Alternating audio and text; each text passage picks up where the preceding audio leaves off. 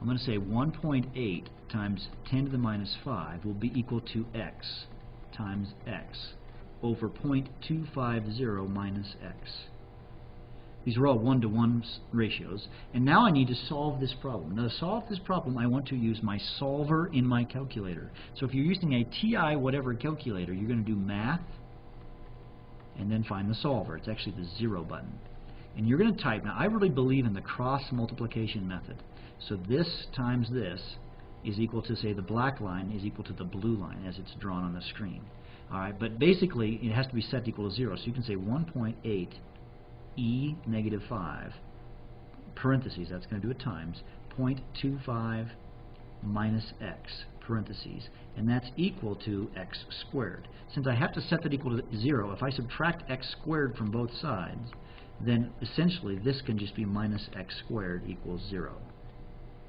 So if you type your calculator, this right in here, you solve for x. Now x is going to be a really kind of tiny number. I know that already. Now how do I know that, do you think, Mr. Sams? Well, it's a weak acid, so only a little bit of it is going to dissociate. And because the Ka is very, very small, 10 to the minus 5 is a pretty small number, it's not going to happen very often, or very, often, maybe not the right word, but you won't have very much dissociation. So what is x equal to, Mr. Sams? I'm putting that in my solver here, and I get 0.00211. Now, a warning, when you do these on your solver, oftentimes you're going to get that you're going to get a number that you may have to scroll over to find the times 10 to the power of something. So just watch that. This one didn't do that. But what is x equal to? We have to kind of go back to our equation. Right. X equals the concentration of the hydrogen, and it equals the concentration of the acetate. What was the question again? It says what is the pH? Should we just take the negative log of our x value? So then we just say negative log of 0.00211, and that will be negative log of x is 2.67.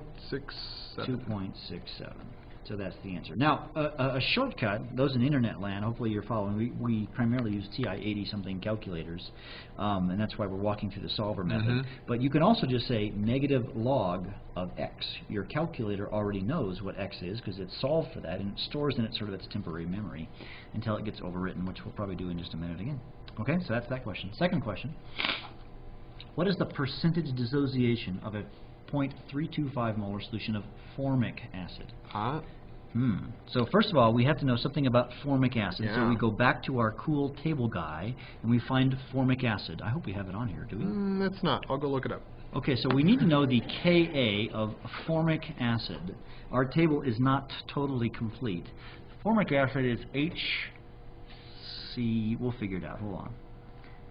Formic acid is HCO2H. Probably should have given that. Okay, but HCO2H then dissociates into H positive plus CO2H negative. And the Ka, what was the Ka, Mr. Sams? 1.8 times 10 to the negative 4. Similar to the last one, but 10 to the fourth and minus fourth instead of fifth. All right, now you're going to do the same thing we just did, folks. You're going to say 0.325, 0 and 0, minus x plus x plus x. 0.325 minus x, x, and x.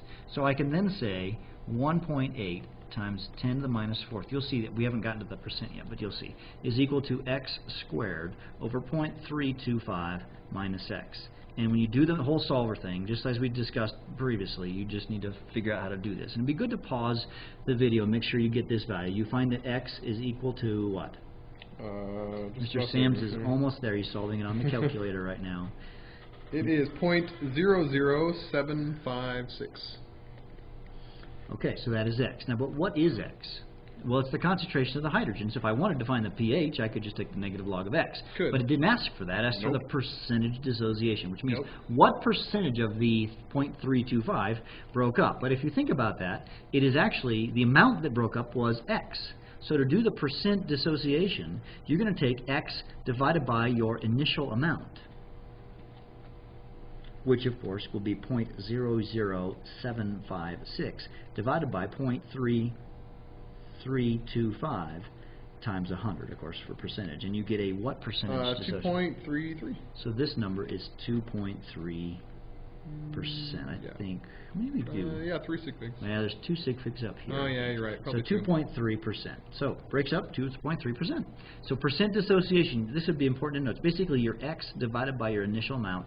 It's actually times 100. So that's how you do those percentage dissociation problems. All right. Okay, oh, I like this question. We have a solution where we have 1 molar hydrocyanic acid and 5 molar nitric acid. Nitrous acid, pardon me. Also calculate concentration of cyanide. Okay, it's quite a long problem. Yep. Technically, we have a weak acid, HCN, another weak acid, HNO2. What do you think we need to do? Well, figure out which one's stronger to start with. You think so? Actually, I wouldn't do it that way. If they're both weak acids, I would have to do both problems and add them up. That works too. So I would do the HCN first. So HCN, we're going to get redundant here, I think, is going to break apart into H's and cyanides. This hydrocyanic acid was a 1 molar. That's pretty high, probably compared to most. Well, the next one is 5 molar. So 0, 0, minus X, X, and X. 1 minus X, X, and X. And then we look up the Ka value of hydrocyanic acid from the table, which was 6.2 times 10 to the minus 10th, and that will be equal to x squared over 1 minus x. So x for this one, which is equal to the concentration of the hydrogen, right, because that's x right here, is, now Mr. Sams is furiously doing punching it into my Mr. Solver Man. He's becoming the expert solver guy. The solver guy is working very hard on the solvation, not the solvation, the solution to the problem.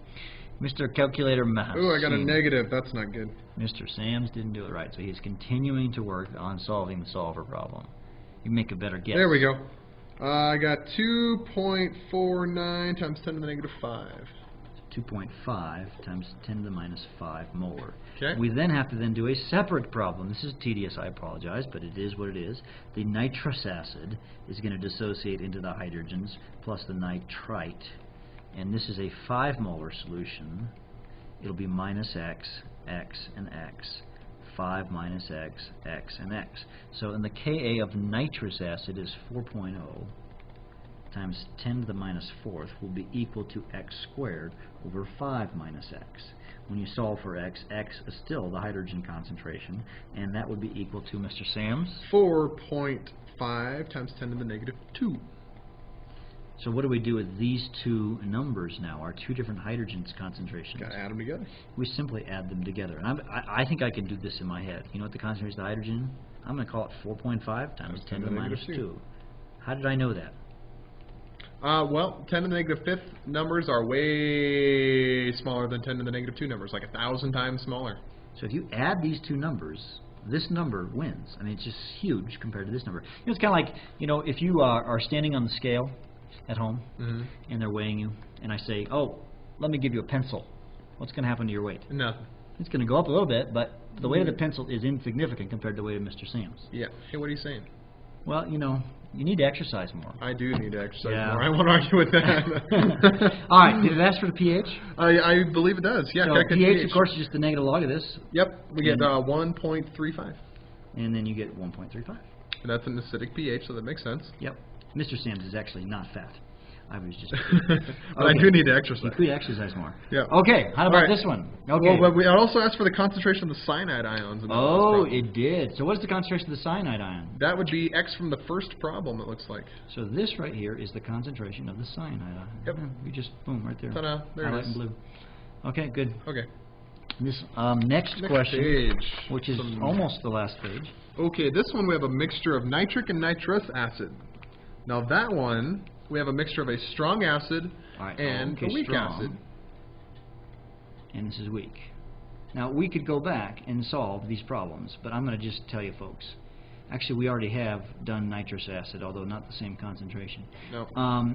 You could do, basically, the nitrous acid is going to be HNO2, dissociates into H's and NO2 minus.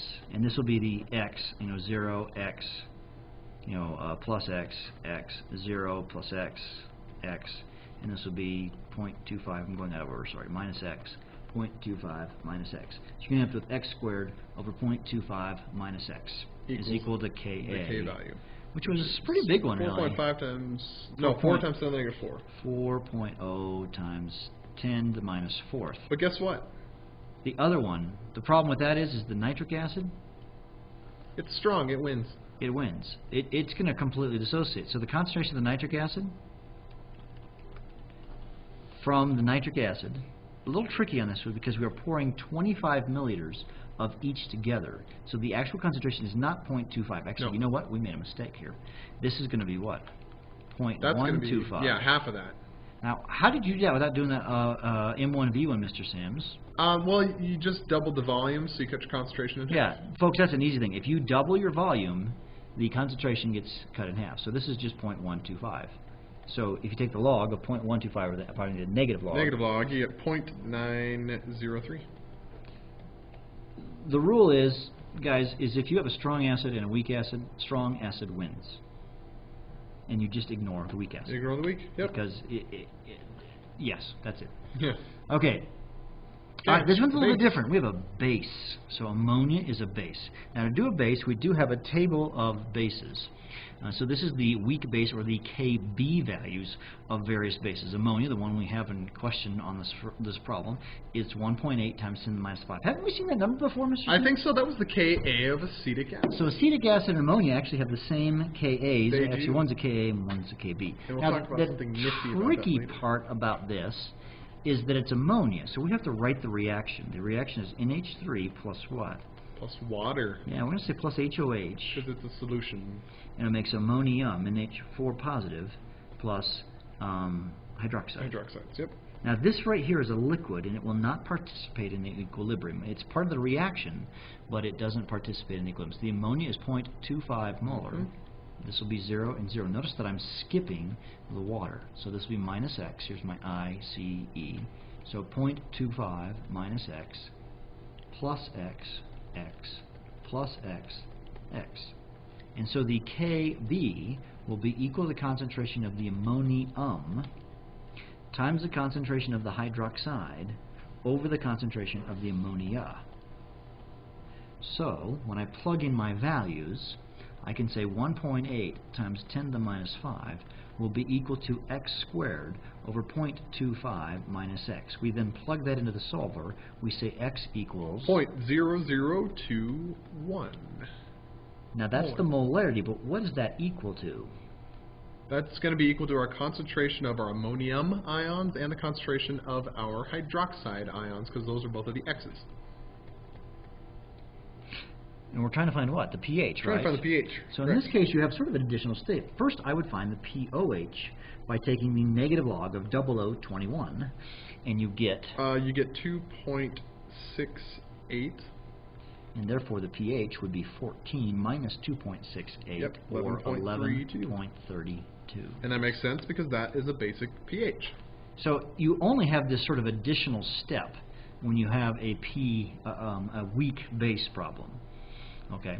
And I got the 1.8, by the way, and I'm sure we said this, right here on this table. Yep. And I think we're going to do one more. We're going to do one more with methylamine. Now we have a different chemical. This is CH3NH2 called methylamine. Now let's kind of make sure. The reactions I find are hard for students. By the way, there's a typo on this chart here. Oh, is there? That should be NH3 right there, not NH2. Oh, this is a typo? Okay, thank you. It's a typo on your handout, too. Actually, I think it's a typo in our textbook. I recall. Okay, well, yeah. Anyhow. We're using Zumdahl's 6th edition, by the way, if you are a internet land person. So we have this methylamine. This is the chemical, by the way, that is the methylamine, and this is his